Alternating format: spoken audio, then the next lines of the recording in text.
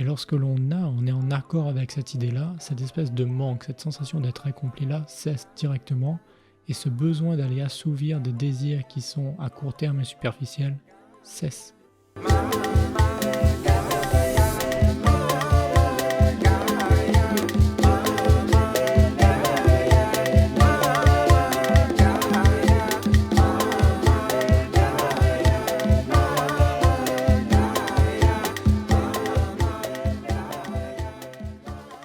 Salut tout le monde, c'est Gaël et bienvenue sur le podcast Harmoniser sa vie. On est le lundi et chaque lundi, je partage avec vous une petite pépite qui nous permet d'harmoniser un peu plus sa vie. Je développe un concept de développement personnel ou spirituel et vous invite à pouvoir avoir une compréhension un peu plus vaste d'un sujet qui, pour moi, contribue à plus d'harmonie dans sa vie.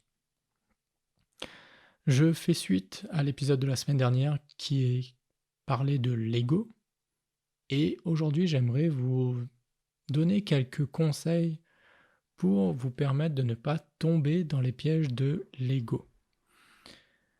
Comme je le disais la semaine dernière, l'ego en lui-même n'est pas un problème, il n'est pas quelque chose que l'on doit détruire, ce n'est pas un ennemi, il a son utilité, il a son rôle.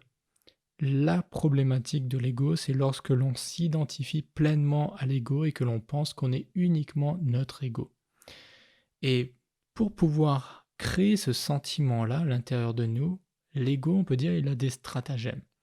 Il va nous amener à avoir une conception du monde qui nous pousse justement à être constamment à l'identification de l'ego et à se limiter à cette identification.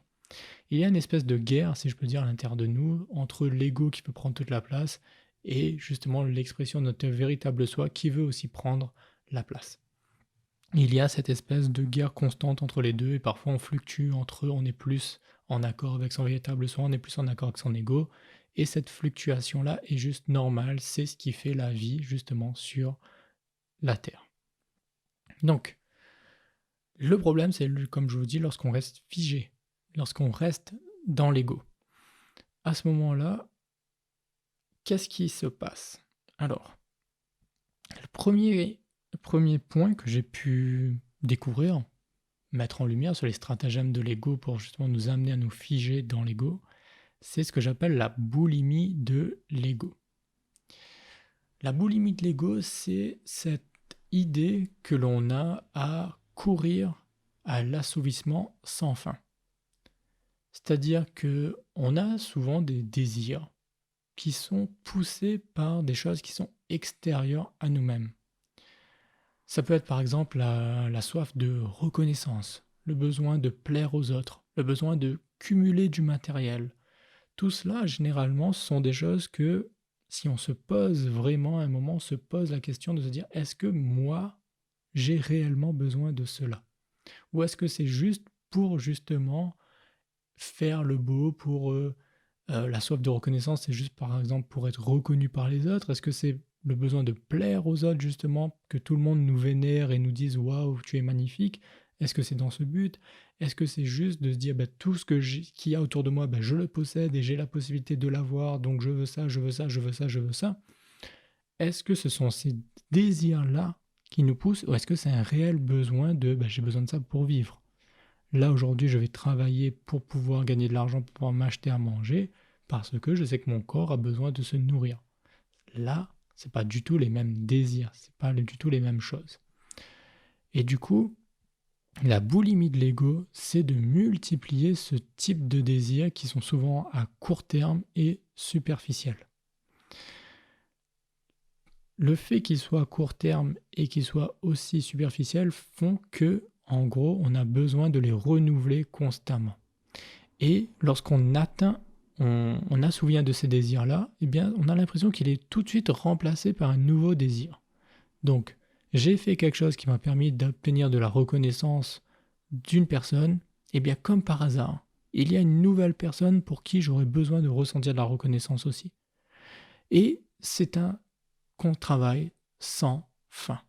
On le fait constamment parce que le but que met en place cet ego, c'est d'essayer de vouloir combler un manque. Parce que l'ego a cette croyance de ne pas être complet, qu'il y a quelque chose qui manque. Et donc il va aller chercher en dehors tout le temps en se disant il manque ça, il manque ça, il manque ça, il manque ça, il manque ça. Et étant donné que nos désirs sont courts et superficiels, eh bien il ne comble jamais ce manque. Donc on est dans une espèce de course effrénée. Une phrase qui résume parfaitement cela, c'est une idée de Eckhart Tolle dans son livre Le pouvoir du moment présent.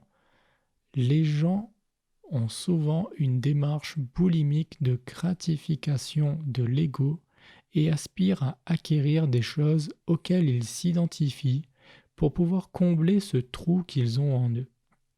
C'est une des phrases qu'il a développées, qu'il a mis dans son livre et qui pour moi m'a beaucoup parlé. Je me suis dit mais c'est exactement ça la définition de l'ego. Ce piège-là en fait, de la boulimie de l'ego. Donc la clé pour forcément sortir de cela, c'est de comprendre que nous sommes complets. Et c'est là où justement le développement spirituel va nous amener à prendre conscience que nous sommes plus que l'ego. Et donc nous avons cette part divine en nous et que la part divine, c'est justement de se dire, en fait, on est tout. Et donc du coup, étant donné qu'on est tout, on est forcément complet. Et donc, lorsque l'on sort justement de ce schéma de l'ego, qu'on arrive à se faire taire cette boulimie de l'ego, on se rend compte que on est assez. On est suffisant. On a tout ce qu'il faut. On n'a pas besoin de plus. On a déjà tout à l'intérieur de nous. Et lorsque on est en accord avec cette idée-là, cette espèce de manque, cette sensation d'être incomplet-là cesse directement et ce besoin d'aller assouvir des désirs qui sont à court terme et superficiels cesse. Ce n'est pas en allant assouvir les désirs, c'est juste en prenant conscience à l'intérieur de soi que l'on est assez et complet, tout simplement. Le deuxième piège que met en place l'ego pour nous limiter, c'est la peur de mourir. Et je dirais plus la peur que l'ego a de mourir, si je pourrais dire. Dans l'épisode précédent, je vous expliquais justement que notre ego, il est nécessaire de faire des mises à jour régulières de notre ego pour ne pas tomber dans ces pièges aussi. C'est en gros cette idée de se dire, je me suis forgé une personnalité, je suis cette personne-là, je n'ai pas le droit de changer cette personnalité-là, je dois être figé. Donc en gros, si je vous dis par exemple, je suis Gaël Salési, père d'un fils et vivant à Strasbourg, je dois uniquement parler de cela, incarner cela, et je dois être en phase avec ces idées-là, et je ne peux pas, par exemple, parler du fait que j'ai vécu quelques années en Australie, par exemple, parce que ça ne serait pas en accord avec cette idée, je vis à Strasbourg. Enfin, bref, je suis en train de dire n'importe quoi, mais pour essayer vraiment de vous faire prendre conscience que notre ego, il va essayer de nous forger une personnalité et qu'on doit rester tout le temps en accord avec cette personnalité-là. On n'a pas le droit de la modifier. Et parce que, justement, si on modifie la personnalité, c'est qu'on va tuer l'ancienne personnalité. On est obligé de détruire pour pouvoir reconstruire. C'est comme si vous aviez une maison sur votre terrain et que vous souhaitiez avoir une deuxième maison. Mais forcément, si vous voulez avoir une deuxième maison sur le terrain, il y a de fortes chances que vous devez peut-être détruire l'ancienne pour bâtir la nouvelle parce qu'il n'y a juste pas de place. Et donc, le stratagème que met en place l'ego pour nous empêcher justement de disparaître, pour s'empêcher à lui de disparaître et de mourir, c'est qu'il va ramener toujours tout à soi. Il va essayer de toujours se dire, mais regarde, j'existe, regarde, je suis là. Non, mais tu peux pas me tuer parce que regarde, je suis vivant et c'est moi ça. Regarde à quel point je suis important. Et en ramenant tout à soi, c'est vraiment de prendre tout personnellement. Vous voyez, dans les 4 accords Toltec, il y en a un de ces accords qui dit « ne prenez pas les choses personnellement ». Et bien justement, ça c'est le rôle de l'ego, de tout prendre personnellement. C'est-à-dire que quoi qu'il se passe, il y aura une chose positive qui se passe dans votre vie, l'ego va faire « de toute manière c'est grâce à moi ça ». Ah ça, c'est moi qui ai fait ça. Vous allez vous dire, vous vous levez le matin, il fait beau, ça c'est grâce à moi. Attends, c'est moi, c'est parce que je me suis réveillé ce matin que le soleil s'est levé. Donc ça c'est moi. L'ego, il est capable d'avoir ce genre d'idées dans la tête. Tout ramener à soi. Mais pas uniquement le positif. Il peut ramener aussi le négatif. Il se lève le matin, il pleut. Oui, c'est normal parce que c'est à cause de moi qu'il pleut. Parce que je suis pas de bonne humeur, parce que ma vie est pourrie, donc de toute manière, c'est normal qu'il pleuve. Il va y avoir une personne qui dit une phrase, quelqu'un va dire, vous savez, les jeunes de nos jours, ils sont tous des paresseux. Ah ben oui, cette personne-là, elle s'adresse à moi en fait. Là, elle a dit les jeunes, mais en fait, elle voulait parler de moi, quoi. Ou quelqu'un va dire que euh, les, les hommes, ce sont tous des personnes qui ne respectent pas les femmes. Pareil. Ah ben non, là, il parle pas des hommes, il parle de moi en particulier. Donc une critique qui est dite comme ça, vous la prenez personnellement. Vous allez voir regarder un film à la télé, il va se passer quelque chose sur un personnage, vous allez vous dire ah mais ça c'est l'expression de ma vie ce film-là en fait. Les auteurs, ils ont fait ce film-là dans le but de me faire passer un message en fait parce que c'est moi en fait là qu'on est en train de parler, c'est ma vie. Vous voyez, l'ego a cette capacité à tout ramener à soi, à se dire tout ce qui se passe, c'est en lien avec lui et uniquement avec lui.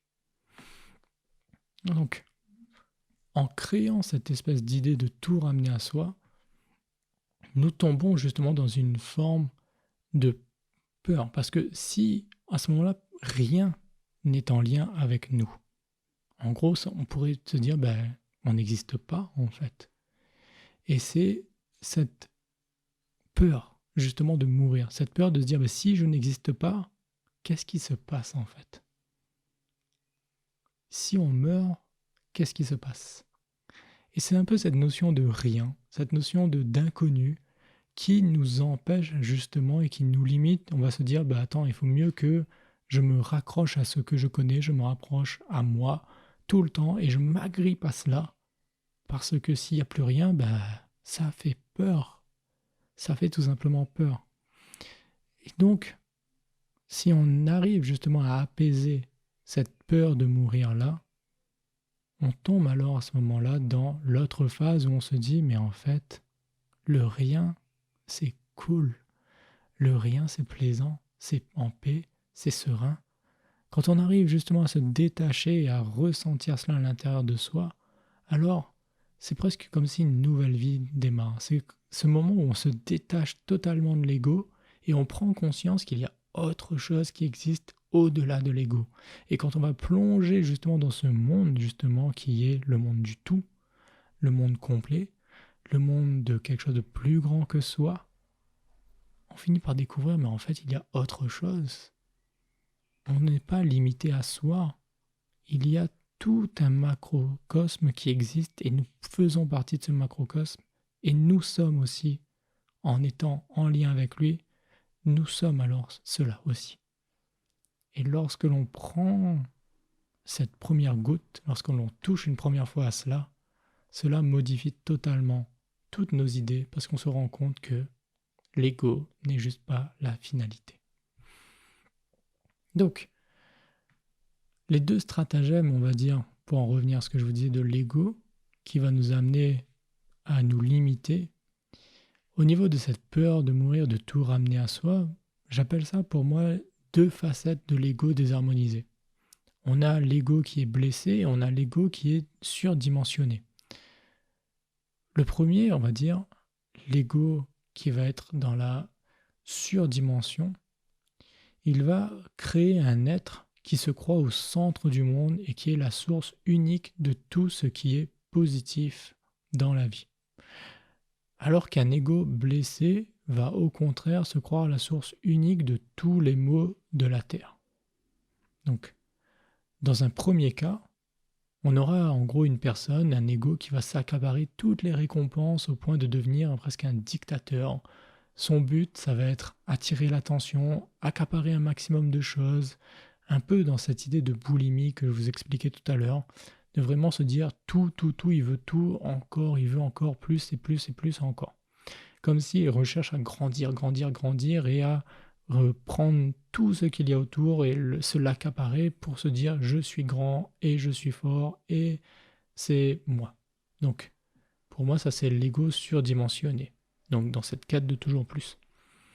Et on a inversement l'ego qui va au contraire minimiser le maximum les actions, qui sera, au lieu de chercher toujours plus, qui va au contraire être dans le moins, qui aura tendance à l'isolement, qui aura pour but de se renfermer et d'attirer de ne rien attirer, au contraire d'essayer de se détacher de tout au maximum. Ça va être la limitation extrême, chercher à créer le moins d'interactions possible avec le monde extérieur de peur de l'influencer négativement. C'est un peu cette idée en gros de se croire être un espèce de trou qui aspire tout, mais qui, quand il l'aspire, il le détruit, il le modifie négativement en quelque sorte. Alors que l'autre, ça serait celui qui attire, mais pour essayer de coller tout à soi, d'un espèce d'aimant, vous voyez, dans le premier cas, qui essaye de tout cumuler et de tout rassembler à soi. Et dans le deuxième cas, ça serait plus un espèce d'aspirateur, donc c'est comme un trou sans fin dans lequel il aspire tout. Dans les deux cas, on se rend compte que ces attitudes-là nous rendent tout simplement pas heureux. Parce que dans le premier, on est dans ce que j'expliquais, la boulimie tout à l'heure, de cumuler sans fin. Et dans le deuxième cas, c'est attirer en fin de compte, créer un trou sans fin aussi. Ça s'arrête jamais cet état-là. On a l'impression de ne jamais combler le trou. Ça revient toujours à cette sensation de manque, de se dire je ne suis pas assez et constamment à vouloir chercher. Donc, ces deux facettes de l'ego, bien sûr, nous ne sommes pas soit un, soit l'autre. La difficulté avec l'ego, c'est que justement, il va fluctuer entre ces deux facettes. À un moment, on va être un peu dans cette idée de vouloir attirer beaucoup à soi. Donc, par exemple, et bien sûr, je ne dis pas qu'on est constamment comme ça, et c'est l'intensité aussi qui diffère. On va parfois être un petit peu comme ça. C'est-à-dire que, par exemple, on a un projet de groupe à faire au travail, eh bien, on va être la personne qui va vouloir s'accaparer tous les lauriers du projet.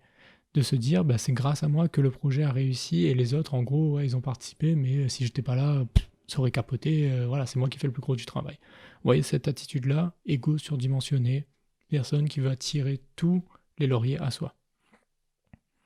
Ou bien, et on va être dans le côté, sinon, de la personne qui va se dire, il y a un membre de sa famille qui n'est pas heureux, et donc c'est de sa faute.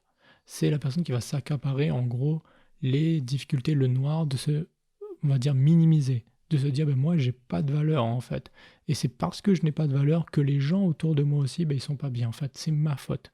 C'est à cause de moi. Donc, vous voyez, je prends, en gros, le noir et je l'attire à moi. Je suis un espèce de gouffre qui, tout ce qui est bon, eh bien, je le transforme en négatif parce que j'aspire le positif et je le transforme en négatif dans mon trou, dans mon espèce de trou noir. Vous voyez, l'image qui me vient vraiment, c'est un peu dans ces notions qu'on a dans l'espace. Vous voyez, vous avez des soleils, des étoiles qui brillent et qui justement émanent beaucoup de lumière et qui vont justement attirer à elles des planètes et des choses comme ça. Donc ils vont avoir tout un système vivant autour d'elles parce que justement elles brillent et elles apportent cette chaleur, cette lumière. Et vous allez avoir des trous noirs qui vont aspirer tout et détruire tout. Eh bien, c'est un peu ça qu'essaye de faire notre ego sur la Terre.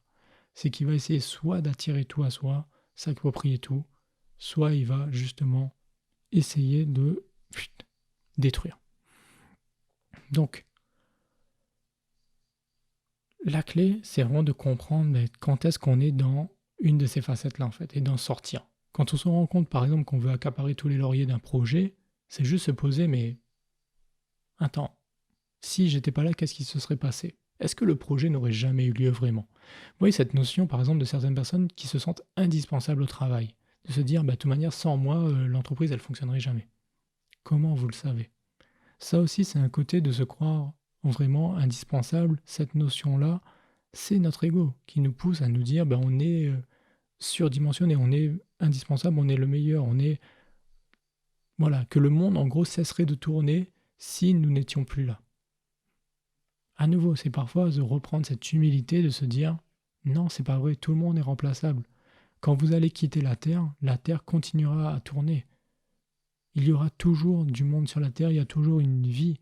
Même si l'humain disparaît de la Terre continuera à vivre. Il y aura toujours les animaux, il y aura toujours des plantes, et il y aura toujours. Donc, vous pouvez mourir, le monde continuera à avancer. Et de même pour la personne qui se diminue, c'est vraiment de prendre conscience que le mal sur la Terre, en fait, il a d'autres sources. Chaque personne est responsable de sa vie et que vous êtes juste responsable de la vôtre et uniquement de la vôtre. Donc ce que vous faites, vous avez un impact sur votre vie Donc votre ego est uniquement là. Ça ne va pas au-delà de cela en fait. Vous avez juste une responsabilité sur vous, votre vie, et ça suffit. Et vous avez juste à travailler là-dessus. Donc il y a une notion de vraiment, dans les deux, on va dire, une question d'amour de soi. Il y a vraiment ce besoin d'être aimé qui s'exprime à travers l'ego. Et l'ego, c'est vraiment ce manque en fait que l'on ressent, c'est vraiment le manque d'amour. C'est juste de se dire on ne se le donne pas à soi ou on ne le reçoit pas des autres. Donc la personne surdimensionnée va être dans la quête de se dire j'ai besoin d'être aimé, donc je vais chercher des gens, je vais chercher l'amour autour de moi. Et je vais justement aller le chercher.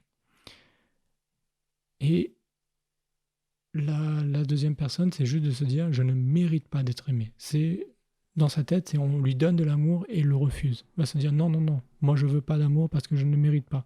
Donc c'est vraiment mettre des freins, en fait, de mettre des barrières à l'amour et d'empêcher que cet amour s'exprime. C'est mettre des barrières. Il y en a un au contraire qui veut tout l'amour du monde et il y en a un au contraire qui n'en veut juste pas, en fait, en quelque sorte, et qui s'empêche de recevoir.